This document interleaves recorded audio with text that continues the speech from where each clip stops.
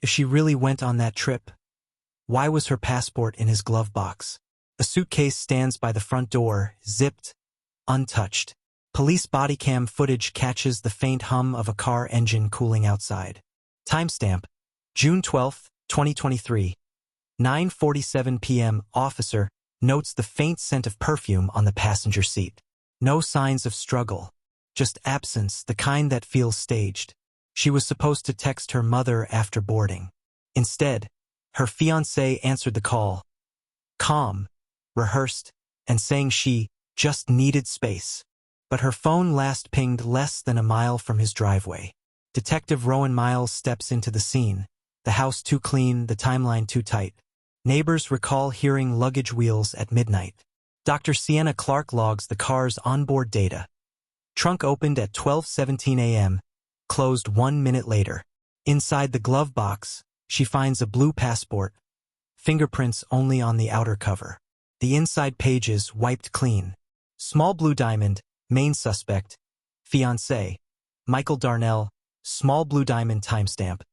12:17 a.m., trunk accessed, small blue diamond. One item didn't belong there. He insists she flew to Denver. But no ticket, no call, no trace. The airline confirms. No passenger under her name boarded any flight that night. Her sister describes her as terrified but pretending to be fine.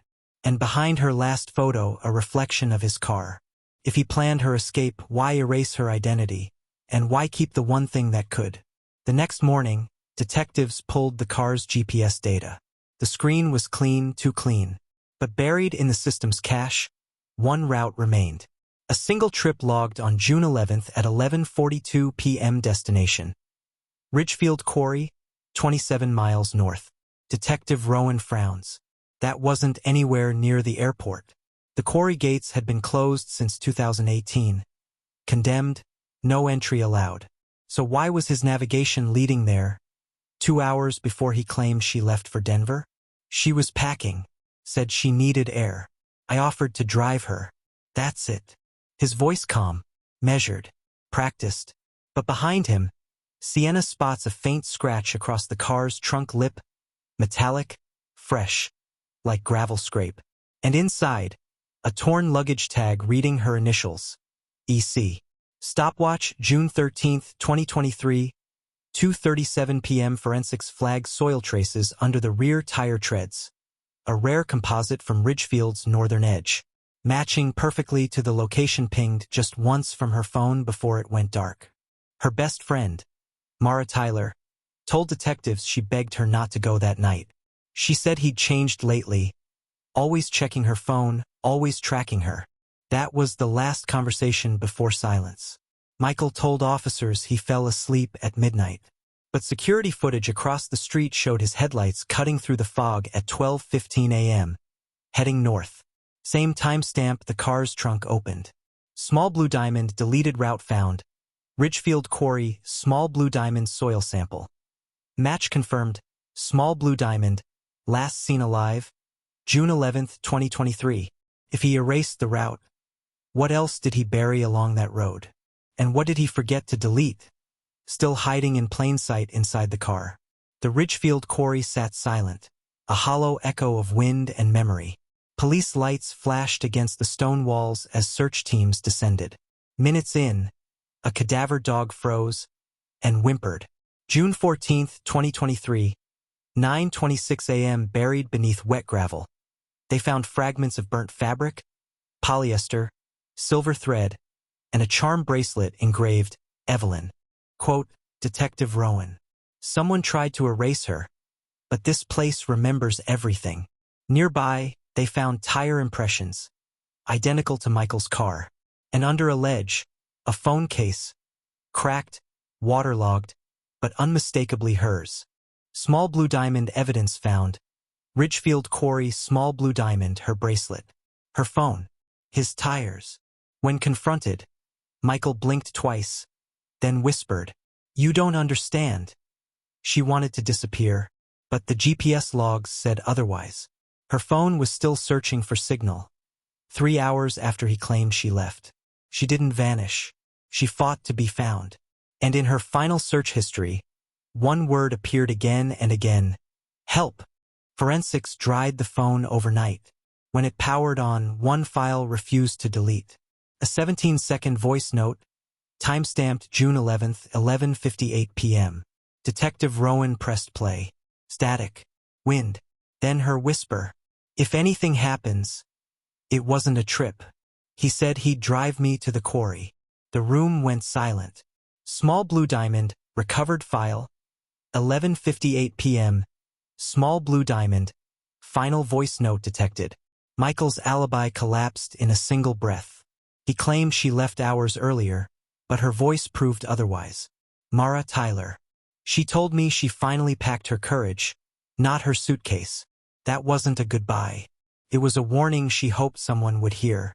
But the final second of the note, a faint click, the sound of a car door opening, and a second voice saying softly, "Don't record this."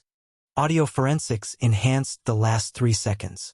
Behind Evelyn's trembling breath, a low male voice emerged. But it wasn't Michael's. The pitch, the cadence, completely different. June 15th, 2023, 2:12 p.m. Analysis confirmed. 2 distinct voices.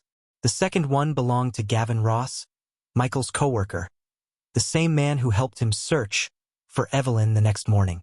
Small blue diamond, second voice identified. Small blue diamond, name match. Gavin Ross, small blue diamond. He helped with the search. When questioned, Gavin's calm cracked. I only drove them partway. She was alive when I left. But cell tower logs painted a darker picture. His phone and Michael's moved together that night, until 12:44 a.m., when Gavin's went offline at the quarry's edge. Detective Rowan. 2 men, 1 lie, and a woman who tried to leave both behind. The truth wasn't about jealousy. It was about control, shared and hidden behind friendship. When police dug deeper into Gavin's records, they found something even more disturbing. Another missing woman. Same town. Same pattern. Her name was Tara Keene. Missing 6 months before Evelyn. Same quarry. Same late-night drive. And guess who filed her missing report? Gavin Ross. December 2nd, 2022. 1:13 a.m. Tara's car was found abandoned near the old quarry gate. Keys still in ignition. No sign of struggle. Just tire marks leading toward the restricted zone. Small blue diamond, another victim. Tara Keene's small blue diamond. Filed by the same man, small blue diamond. Same quarry. Same pattern. Detective Rowan spread both case files across the table. The parallels were chilling. Messages sent from both women's phones hours after they were last seen.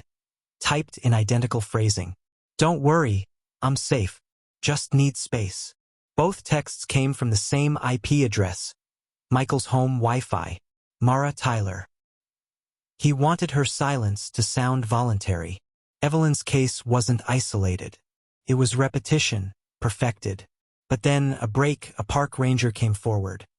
He'd seen 2 men that night at Ridgefield, and one of them was dragging something wrapped in silver tarp. The ranger's voice cracked as he pointed toward the creek. Found it wedged under the roots, he said. A silver tarp torn open. Inside, bones wrapped in the same floral blanket Evelyn's mother had given her. Detective Hale crouched down, hands trembling. The air smelled of wet earth and old lies. The ring still on her finger. And a folded note pressed inside a Ziploc bag. Evelyn's handwriting. If you're reading this, I didn't leave. Michael Reed didn't blink as the officers surrounded him. He only said, she wanted to disappear. But the forensics told another story. Blood on his glove, her hair in his trunk, timestamps that didn't match his words. Mara stood by the patrol car, tears cutting through dirt on her face. She kept saying he watched her sleep. That line broke everyone. When the trial began, Michael's expression never changed. The jury did. They saw through every smile. They heard every silence. Evelyn's mother left her seat halfway through the verdict. Not because she didn't care, but because she couldn't breathe. Outside, Detective Hale watched the news van swarm. Knowing closure is never clean. Evelyn's note was placed in evidence, but her story stayed in every headline. Because some lies drive you to believe people just vanish. Others remind you they were taken. And sometimes, the only thing left behind is the truth we ignored. Subscribe to the Veil of Secret, where every silence tells a story waiting to be heard.